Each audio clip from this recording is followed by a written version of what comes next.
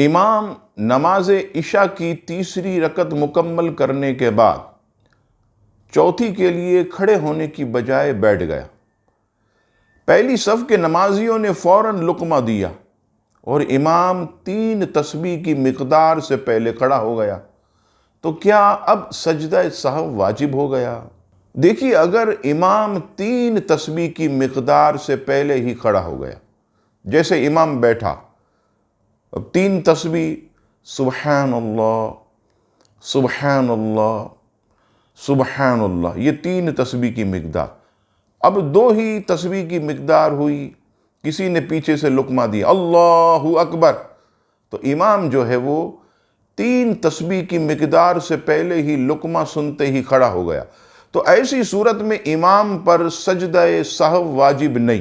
ہاں، اگر 3 تسبیح کی مقدار یا اس سے زیادہ بیٹھ جاتا، پھر لقمہ کسی نے دیا، اللہ اکبر، پھر امام کھڑا ہوا، تو اب جو ہے وہ سجدہ سہو واجب ہوگا۔